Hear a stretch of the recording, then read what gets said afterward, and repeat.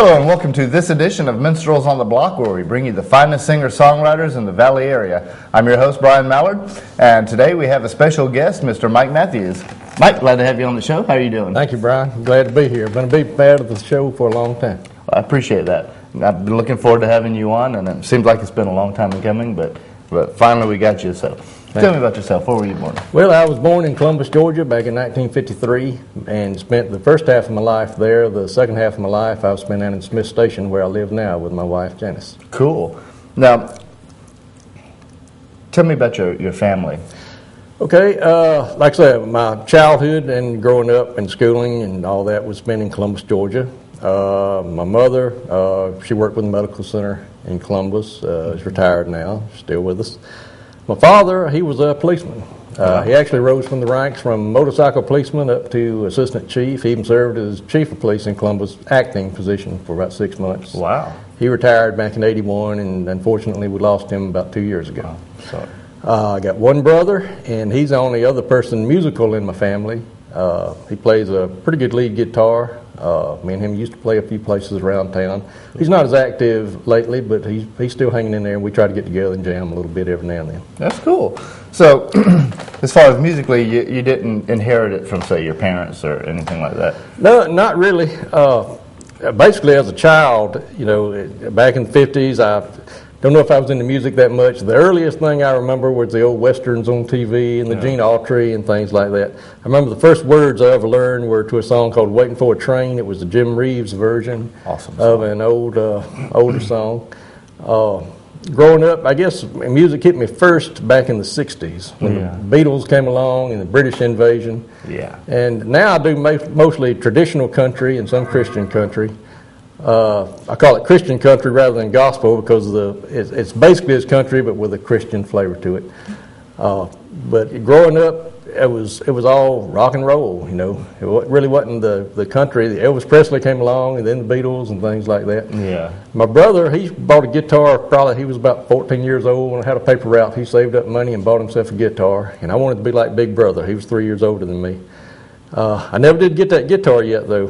He formed a little band, and they would play mainly high school functions and things like that. Yeah, it was kind of odd at the time because two members of the band, their fathers were both police officers, and the band was called the Fugitives, which was sort of ironic.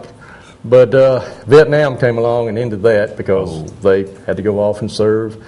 I had other things on my mind growing up. I wanted to be a race car driver. I never wanted music or anything like that.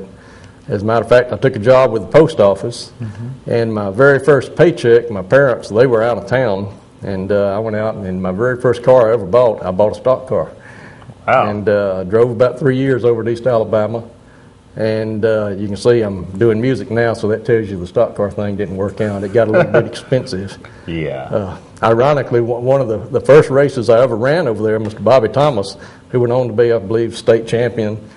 And here I am. I'm writing songs, so racing didn't work out too good. Mike Matthews, the speed demon. Well, as I said, I was working at the post office as a clerk on the night shift. I'd go in at about midnight, and the way that led to music, when you got your off days, your friends are asleep at night, but I'm used to being up all night long. So I found myself laying in bed listening to local country radio stations. Wow. And mainly WPNX. That was about all we had here in Phoenix City back then. Wasn't any FM stations around or anything carrying country. And that's where I got introduced to the more traditional sound back in the mid-'70s, somewhere in that time. And decided I'd go buy myself a guitar. And I did. I wrote about 4 or 5 songs, mostly 3-chord traditional type of things, which is about the same type of music I do today. Eventually, my job changed somewhat. I became a letter carrier, advanced up through the ranks, became a supervisor with the Postal Service, became an inspector. I went out inspecting carrier routes all around the state of Georgia, and really put my music on the back burner. I put the guitar under the bed, which is basically where it sat for 20 to 30 years. Wow. And the guitar I brought today, matter of fact, is that first guitar, which I bought back in the early 70s. An early, cheaper model Fender, but I still like it and still play it today, so I brought it with me. Cool. The way I got back into music as time went on, the 80s came along. Oh, yeah. And that sort of changed me. I'm known for traditional country, but kind of like on MTV. You remember what the first video was? Video Killed the Radio Star? That was it, and that changed everything for me. I was big into rock in the 1980s. You know, it was ZZ Top, Dire Straits, Men at Work. That's one of the things I like about your music. You remind me so much of the 80s type rock that I listen to. Mike Matthews, the rocker. And but of course my sound is not rock. I wasn't playing music. That was more dance music, party music, and everything to me. What drove me out of that, I believe, was as the 90s came along, MTV kind of changed, and a little thing called hip hop and rap came in. Yeah. And that sort of drove me back to my country roots. And, you know, not to knock anybody else's genre or what somebody else likes, but in my own opinion, it has to be musical first, and I didn't see the music in it. And it drove me straight back to country. Technical. Right. About that time, my city of Smith Station began to incorporate, and I dwelled in politics for a while. I had to run an office for council. I was defeated, but it did lead to them appointing me to the Smith Station Planning Commission, where I served for about 8 years. Wow. And did a little stint writing on the newspaper. All this while I still held down my post office job. I guess my first bit of the spotlight, one of the other things people don't know about me, I was pretty big in history. I wrote a history column with the paper, along with my wife Janice, called Then and Now. And one of the things, I was big in Civil War reenacting. Wow, cool. Used to have a beard down to about right here. And led to a part, I got to be in a couple of movies. I was in the movie Andersonville. Nice. Had to sign some releases. I don't know if I'm actually in Gods and Generals in Sweet Home, Alabama, but we were on set during the filming. Wow. And possibility that both of us could be in there. Anyway, I guess that would be my first spotlight. Music still hadn't come back into the situation.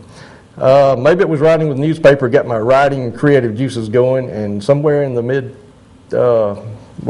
about 2005, I pulled that guitar out from under the bed and wrote a song. Hold on that thought. We're going to go to one of his songs, and we'll be right back after this, picking up right where he left off. This is a song that I wrote, kind of like dedicated to all songwriters out there, because no matter where you are in your career, whether you've have had monster hits or you're just starting out, all it takes is that one song to put you on top. And that's why I wrote this song. It's called One Hit Away.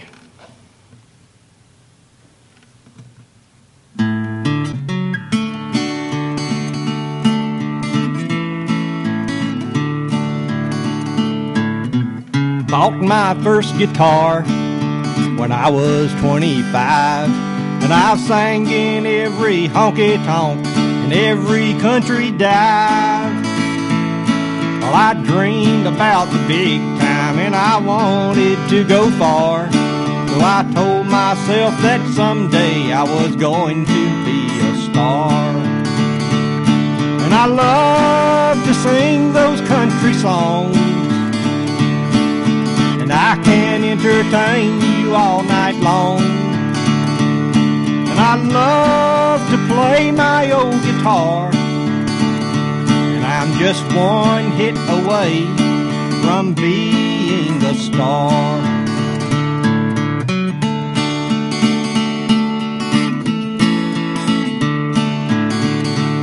Well, I moved up to Nashville and began to make the rounds.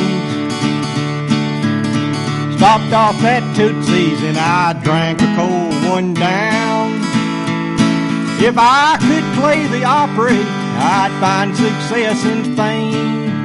But here in Music City, Lord, no one knows my name. And I love to sing those country songs, and I can entertain you all night long. And I love to play my old guitar, and I'm just one hit away from being a star.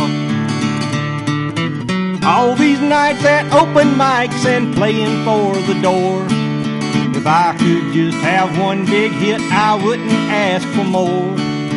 When I finally reach the top, I'll go from town to town, singing my songs. It won't be long until I'm big time bound.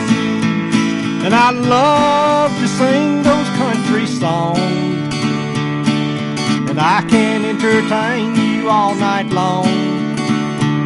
And I love to play my old guitar, and I'm just one hit away from being a star. Yes, I'm one hit away from being a star.